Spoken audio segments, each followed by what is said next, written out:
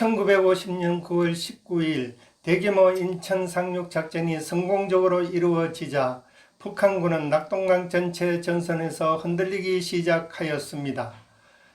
미 10군단은 미 해병 1사단에 서울 공격을 명령하였습니다. 인천에서 불과 32km밖에 떨어지지 않은 수도 서울을 되찾는 것은 시간 문제였습니다.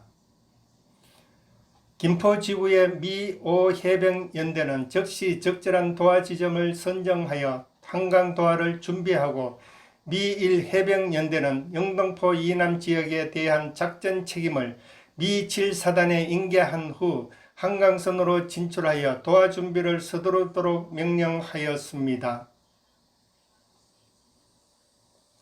급기야 9월 23일 인민군 13개 사단이 완전히 붕괴되기 시작하여 인민군 총사령부에서 북한군은 총퇴각하라는 명령이 내려졌고 인민군 병사들은 미군이 인천에 상륙하여 영등포까지 왔다는 소문을 듣고 사흘 의욕을 잃었습니다.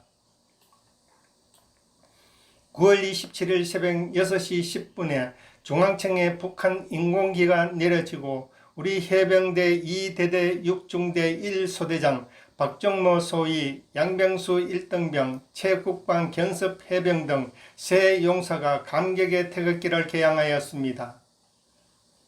9월 28일 아침 미 제7해병연대 2대대는 인왕산 북쪽 능선 일대를 비롯한 최종 목표점을 완전히 확보하였고 수원 남쪽 오산에서 인천에 상륙한 10군단과 낙동강에서 추격 북상한 미 8군과의 연결이 이루어지자 북한군의 조직적 저항이 끝나 서울을 완전히 수복하였습니다. 총격전이 한 차례씩 스쳐간 거리에는 어느 사이엔가 시민들로 뛰어나왔습니다. 서울 수복의 소식은 전파를 타고 방방곡곡으로 퍼져 부산 거리에는 특호 활자로 인쇄된 호해가 부러지고 역전광장에서는 수도 탈환을 축하하는 시민대회가 열렸습니다. 그러나 서울 거리에는 부모 형제를 잃고 통곡하거나 탄식의 눈물을 흘리는 시민들도 많이 있었습니다. 9월 26일 영등포에 임시로 사무실을 마련했던 이기봉 서울시장은 9월 28일 시청으로 자리를 옮겨 구호 및 복구 사업을 시작하였습니다.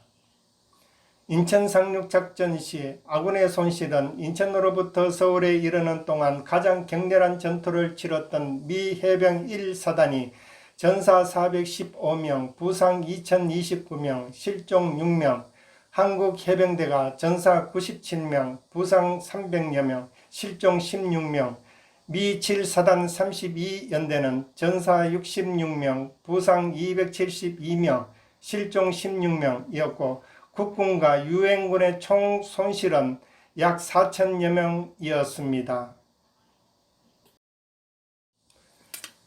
수도 서울을 수복하기 위해 인천에서 서울에 이르는 동안의 전투에서만 481명의 고귀한 미군이 희생되고 2,300여 명이 부상당했습니다.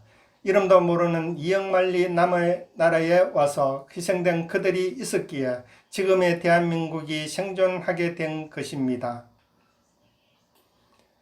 이에 비해 북한군이 직접적으로 입은 손실은 사살 14,000여 명, 포로 7,000여 명, 전차 손실 50여 대이었습니다. 만약 인천에 상륙작전을 실시하지 않고 지상으로 반격작전을 수행하였다면 양군 합쳐 약 10만 명의 피해가 있었을 것입니다. 성공률 5,000분의 1이라고 모두가 반대했던 메가더 장군의 인천 상륙작전이 성공리에 끝나고 서울이 수복되던 당시 국군과 서울시민 그리고 낙동강 방어선에 있던 국군과 유엔군은 그저 놀라운 감격과 흥분 그 자체였습니다. 인천 상륙작전의 시작과 진행 그리고 작전의 성공은 사람의 지혜와 노력으로는 도저히 해낼 수 없는 것이었습니다. 위기의 순간마다 하나님의 크신 도움의 손길이 함께 하였습니다. 큰 위기의 순간을 넘길 수 있게 된 결정적인 사건들은 다음과 같습니다.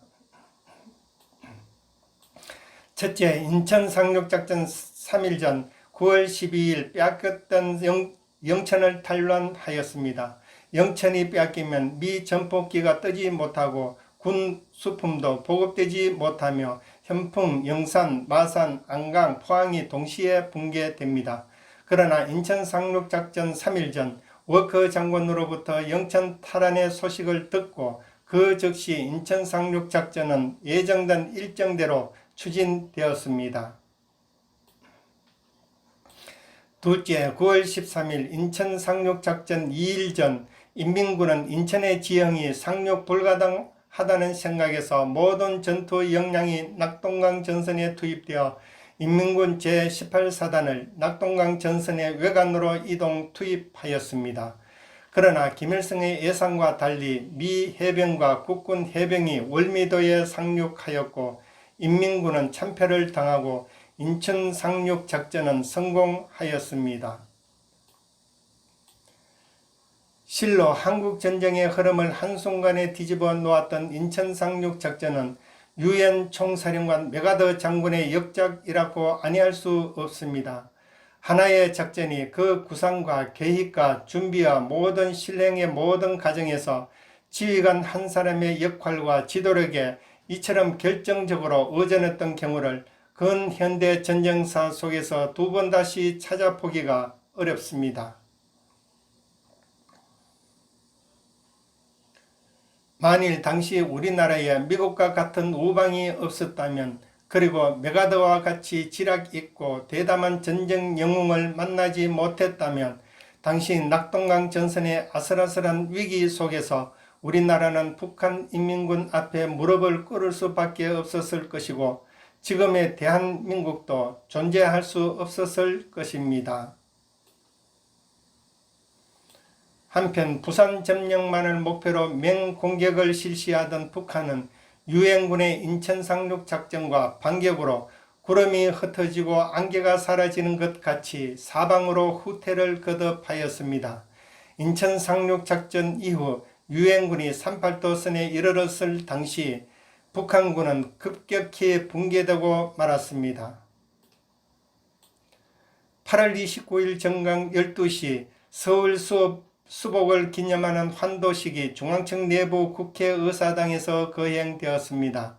환도 소식이 전해지자 서울의 시민들은 손에 태극기를 들고 거리로 나왔습니다.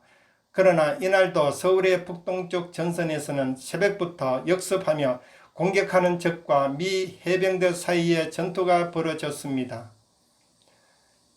홀 중앙의 단상에 나와 쓴 메가더 장군은 대통령 각하, 자비로우신 하나님의 가호 아래 인간 규범에 합당한 위대한 희망과 영감을 안고 싸운 우리 유엔군 부대들은 마침내 이 유서 깊은 한국의 수도를 해방시켰습니다. 수도 서울의 기능과 권한을 한국 정부에 돌려준다는 요지를 담은 메가더 장군의 연설은 간결하면서도 감격적이었습니다. 하나님께 감사하는 마음으로 메가더 장군이 주기도문을 암송하자 좌중의 인사들도 모두 메가더 장군과 한마음이 되었습니다. 누구보다 감동이 남달랐을 이승만 대통령은 단상에 나와 한동안 말을 제대로 잊지 못하였습니다.